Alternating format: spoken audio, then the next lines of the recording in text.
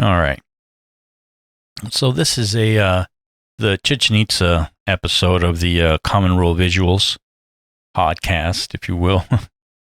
And I just wanted to go over and show over these photographs that I took in 2004 of Chichén Itzá. All these are shot on film with little cameras that I have one camera left from this era, and the other ones got stolen. I had them in the studio I was working in, and somebody broke in there and just stole my stuff, including this computer that I had where there was some photographs in there that I hadn't backed up yet. And unfortunately, I think I lost my buddy's wedding in that. And man, it just sucks.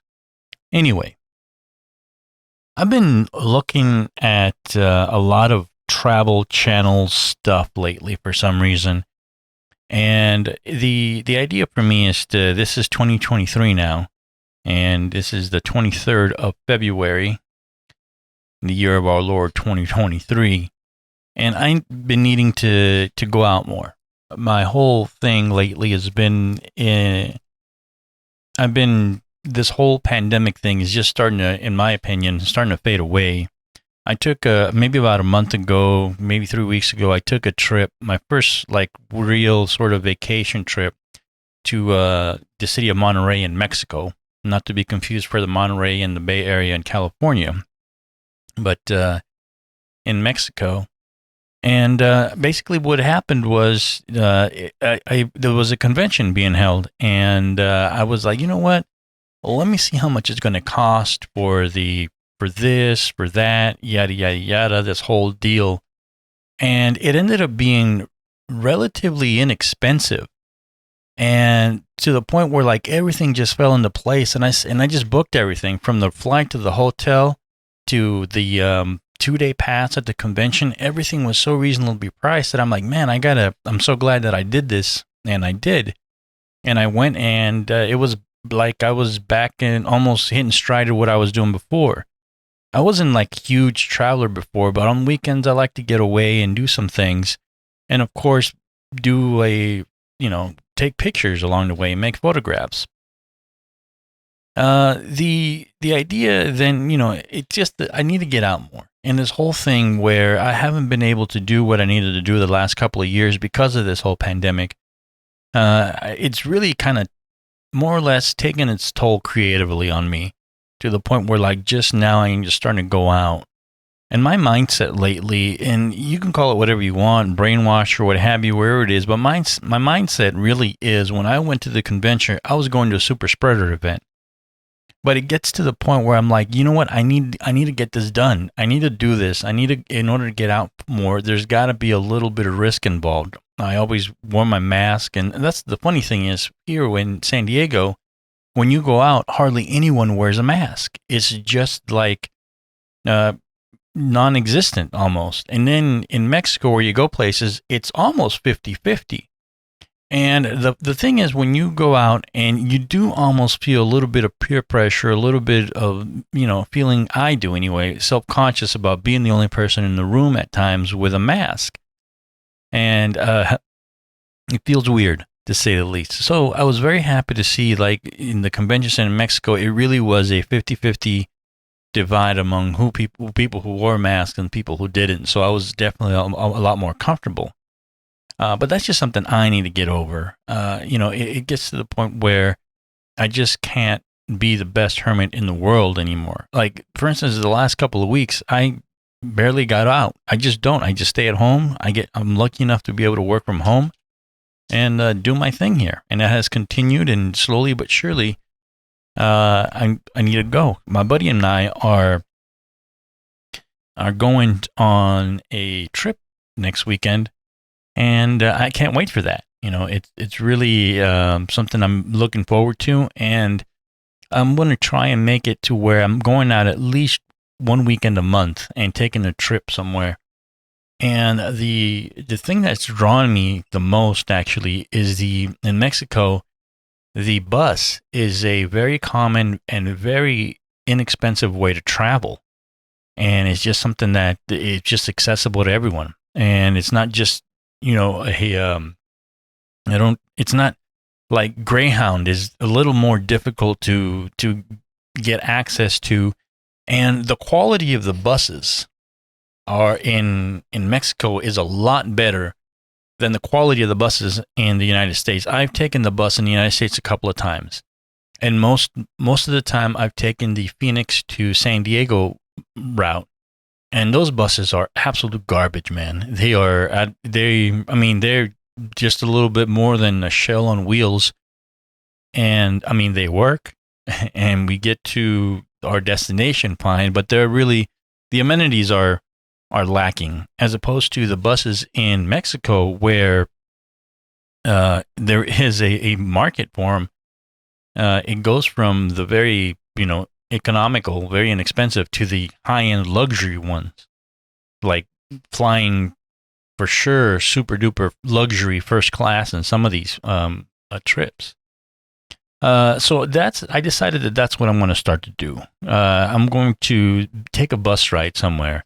And when I get back from this trip, I think one of the first bus rides I'm going to take is go down to Ensenada, spend the day there, and then come back. And I'm looking forward to that. So I'm following these content creators, and I'm thinking, of course, that I'm going to document. And I think the key word that I'm coming up here is document. I want to document my trip, and not necessarily slant my view one way or another to get likes or views or what have you, but just more or less kind of let the content stand on its own, and maybe even take an approach of the what the kids are calling cinema verite. It's this documentary style of like truth camera sort of stuff, where you just point your camera and let things happen, and there's little to no narration except for the people in the documentary talking. I'm not going to do interviews or anything like that, I don't think. And my whole deal is watching all these channels and watching these contents is that a lot of these channels definitely have a slant. They're always selling you something in one way, shape, or form. And you know what? There's nothing wrong with that. That's fine. It's when the quote-unquote review is skewed a little bit because of the type of money that you're getting. And a lot of these things is, I follow a lot of photography reviews. When I'm in the market for a camera, I watch a lot of YouTube in general. I do. I just love YouTube. I think it's awesome.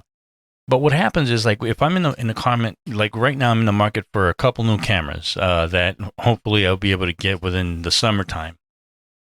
But what happens is that there are people that are creating content just for content's sake or just for views and likes, because they're always trying to sell you something.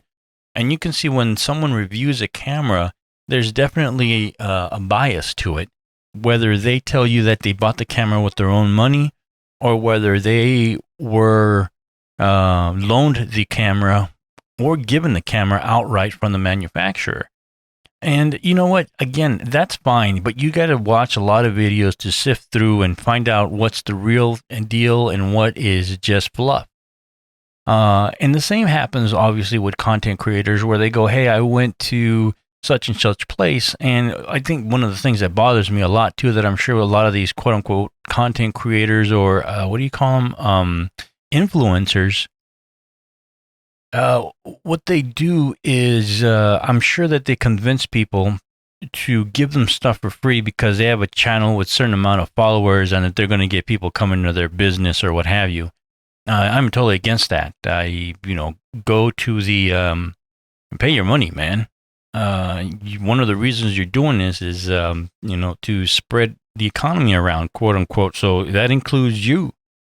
Now, very few people have the pull, in my opinion, to be able to have people go into an establishment and promise a higher economic gain, if you will, than your average content creator with 1,000 followers or what have you, or even 50,000 followers.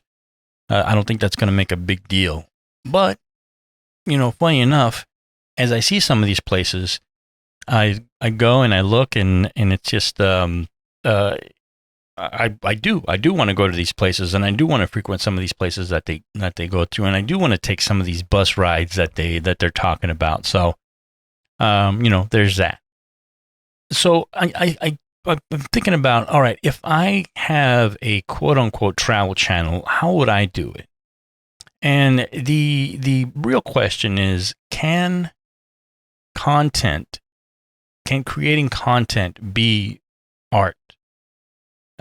Can be valuable? Can have soul in it? Can it actually mean something more than just a travel channel that attracts people and makes money off of things just by going to only exotic places or what have you?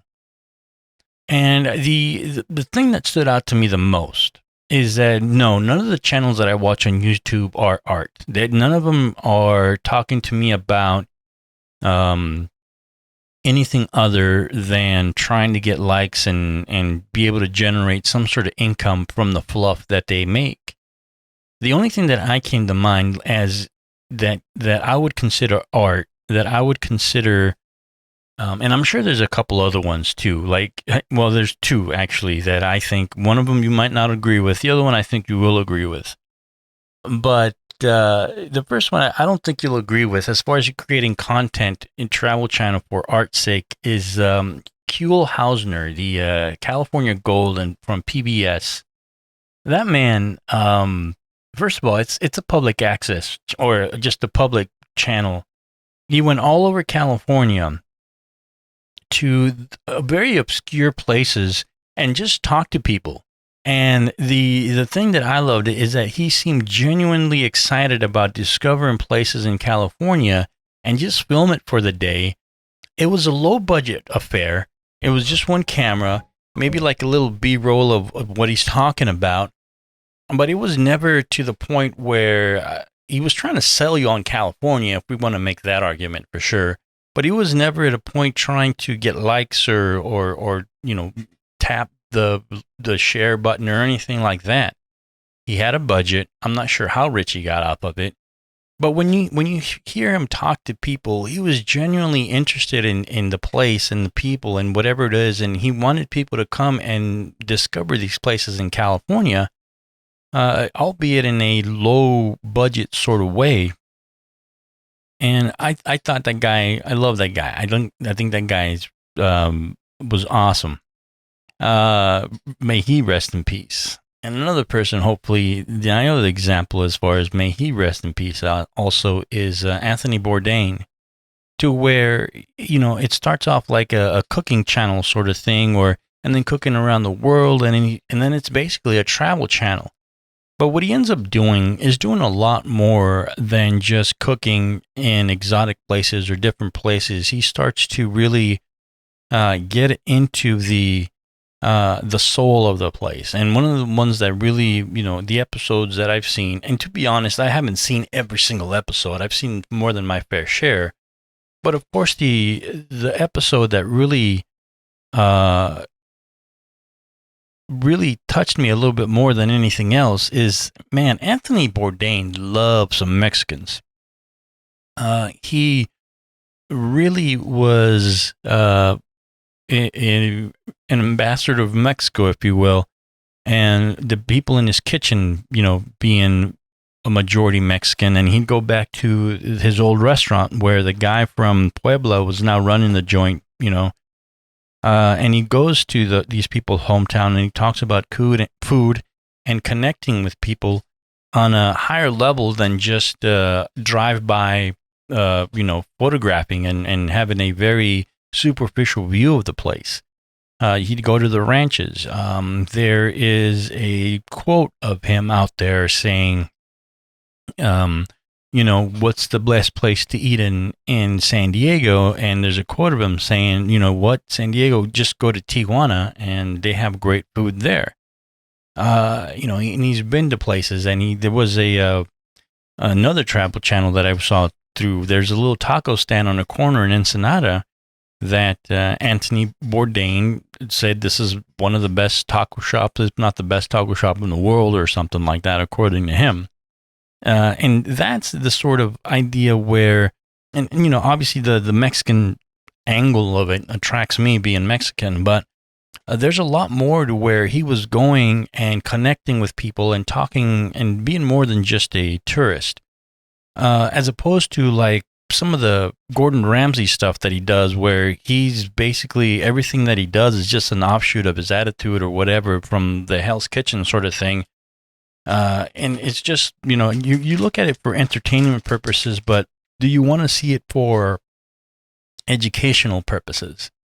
And I think at some point, that's my whole idea of creating content that's more art than it is anything else. And of course, you always run the risk of, what a lot of these people have is because they make content for likes and views, they have sort of a little bit of an advantage because they make money off of their content. That's probably something that I will never be able to make because I'm not going to do anything like that. I don't want to sell myself short. Maybe that one day there could be a market for photography made on film, a big fat guy walking around and filming stuff.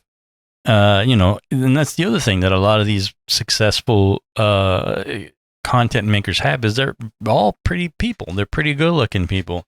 There's a guy that, there's actually a couple people that I follow that go around certain specific states, and you look at them and it's just like, they are at the very least, what they are is photogenic. All right. So I don't think I'm that at all. I mean, I'm a good looking fella. Don't get me wrong, but I wouldn't call myself Hollywood photogenic type.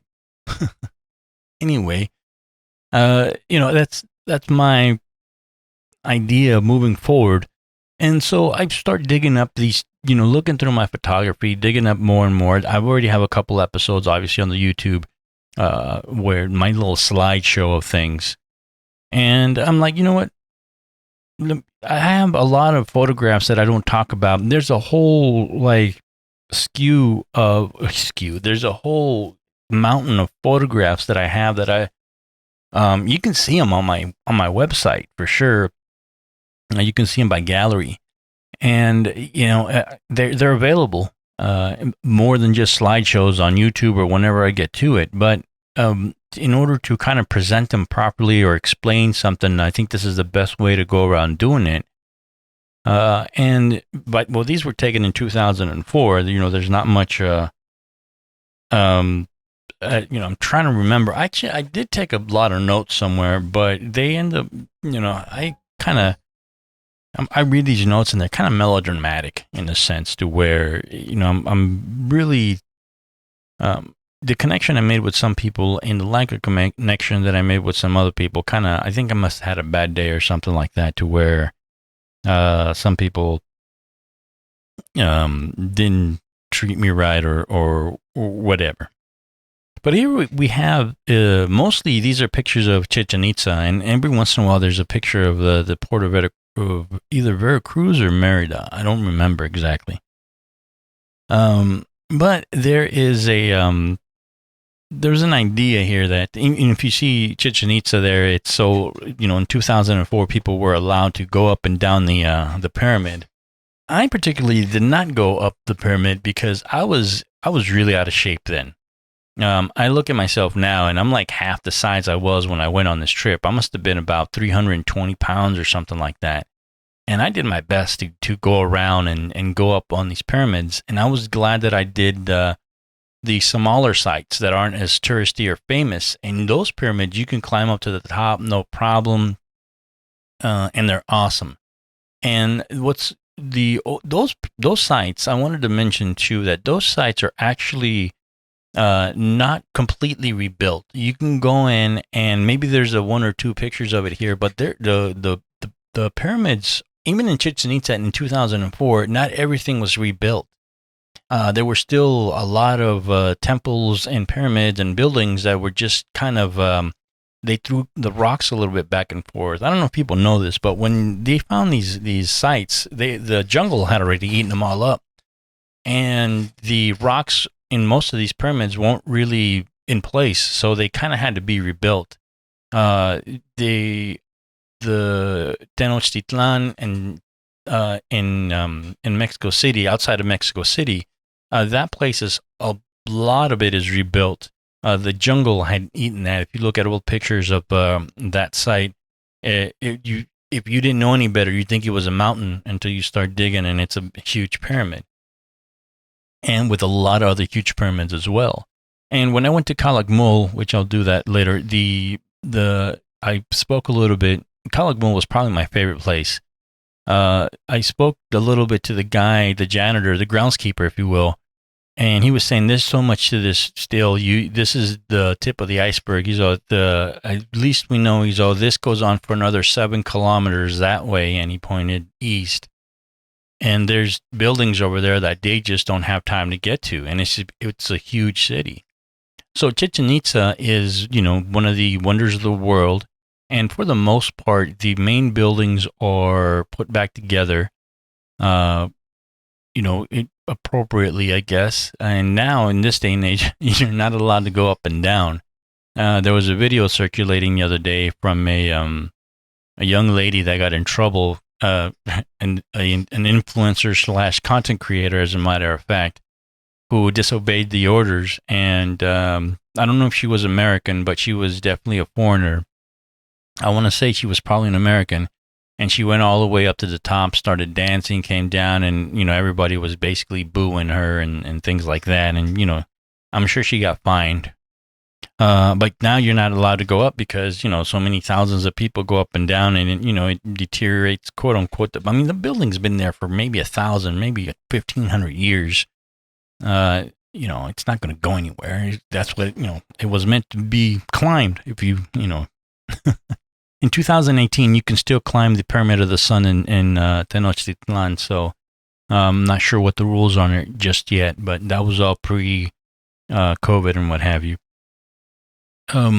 There are some color photographs here, and my whole trip, I did end up taking color photographs. The idea was just to take black and white photographs. But believe it or not, I underestimated how many pictures I was going to take and how many rolls I was going to go through. And I ended up having to buy color film. They did have black and white film in 2004. By this time, everybody was, more or less trying to fade out of shooting film. I remember at the time, this is before there was, now in the last 5-6 years, there's been this whole renaissance of wanting to shoot film and what have you. And a lot of film is available, again, like Tri-X and a couple other ones, but my favorite films have all been discontinued. But, this is right when film was basically, everyone was convinced that film was going to die. And I was like, no, I can never let that go. So I would buy as much film as I possibly could during those times, and I shot a lot of film. And even before this renaissance started kicking in and film started being stupid crazy, I did buy a bunch of film. But I ran out of black and white film. I didn't think I was going to find any, but I found some in the most crazy place in the smallest town in Tabasco called Cardenas, where my dad's from. He was born just outside of that little town in a ranch called Yolosochil. And I went into what was basically the equivalent of a Radio Shack, just a small little Radio Shack store, just looking for, I forgot what I was looking for. I think I was looking for a cable or something like that, maybe some headphones. I don't even remember. And I saw that they had film behind the counter on a shelf, and it was dusty. And I go, how much do you want for that? And they're like, it was something ridiculously cheap. It was something like $2 a roll at the time. And I'm like, man, can you get more? And he's all, you know what? I think I can. I can get something like 6 more rolls for you tomorrow morning. And I'm like, I leave at noon. Can it be here? And he's all, dude, I'll take care of it. And sure enough, the guy came back with another 6 rolls, and I bought them all, dude. It was amazing. So I had a little more black and white Tri-X. And if you guys don't know anything about film, it doesn't really matter how expired black and white film is, as long as it's not completely mistreated. Film is pretty resilient. They want you to keep it refrigerated, if not frozen. And I mean, I have a bunch of frozen or refrigerated film in my refrigerator right now. But again, that just because I haven't been shooting for the last 3 years as much as I was before that. But film is pretty resilient. As long as you don't completely mistreat it, it'll be all right. I've shot film. I've bought on eBay from Russia color film that has been expired. I bought it from, it was expired like in, one roll was expired in the 90s. The other one was like expired in 86. And they were fine. They were great. I took a lot of great portraits with those films. And I bought some film from that was also a lot of black and white film. I was looking for 220 film and 120 film, and I found some in that was expired in 80, something like that, and it still works.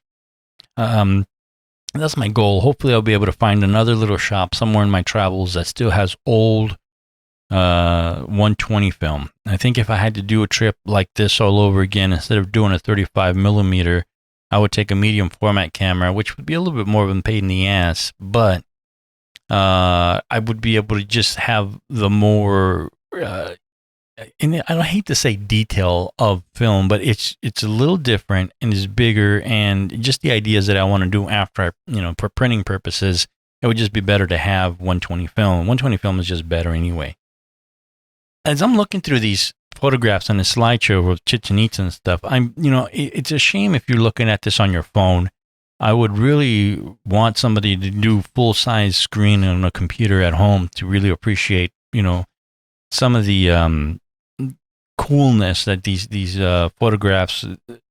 I don't think they're like that artistic in any sense. Some of them are pretty good. Don't get me wrong, but there's just when you see them in bigger in print or on a bigger screen, they're just more impressive that way, and you get a better idea of the feeling of it. And that's the other thing here, that I didn't what they call cull any pictures. I'm not showing you quote unquote the best pictures here. I'm showing you the whole roll.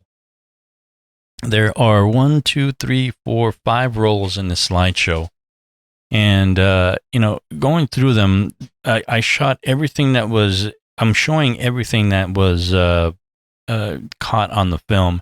They were all good ideas at the time. If anything, they're just a portrait of the idea. And some of them are snapshots. Some of them I took a little bit more time, and it came out all right. I remember in all these, I didn't develop any one of these roles. They were all developed in downtown San Diego. I remember it was like an older man, and what looked like his granddaughters were the ones that I would take these to get developed and give me a what they call a contact sheet, which has a one page with all the little photographs on it, so you see what's on the roll. And I think each one was like $10 out the door to do all of these in 2004, 2005, 2006.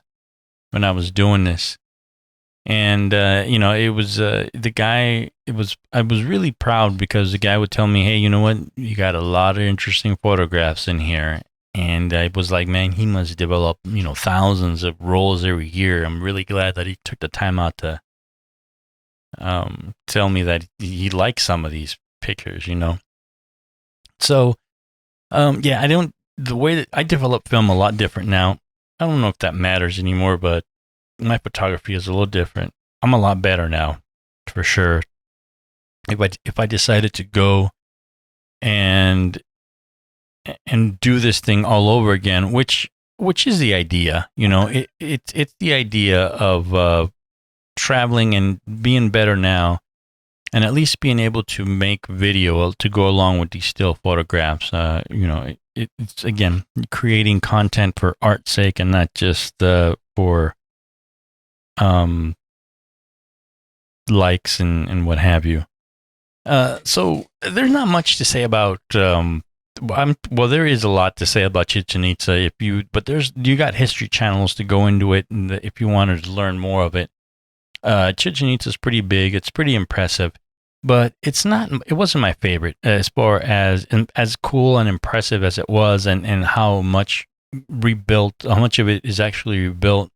There's so many ruins everywhere, and I want to visit all of them. And I think that's going to be the main idea to my trip, is that there's a bus ride that goes from Tijuana down to the Guatemalan border, and it's a 70-hour bus ride. And it takes you through, obviously, all of Mexico. And it's something that I want to do. it's crazy to think of being stuck on a bus for that long.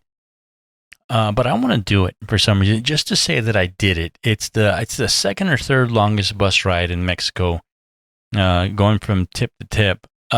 There's a couple other ones that are actually a little longer that start off down in the Baja Peninsula.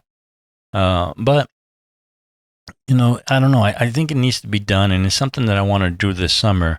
And from there, I'll be able to at least go down there, and it depends on how many vacation days I got. Because again, we got a day job that we gotta take care of.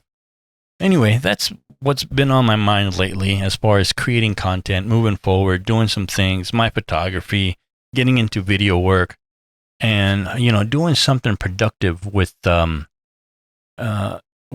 my skills. And what's most important too is, and I hope there are people out there that if you're on the fence about getting out there, I think we got to move forward in this. If you're vaccinated, if you practice your social distancing and you wear a mask, I think we're going to be okay. At some point, it's going to be hard to avoid it either way.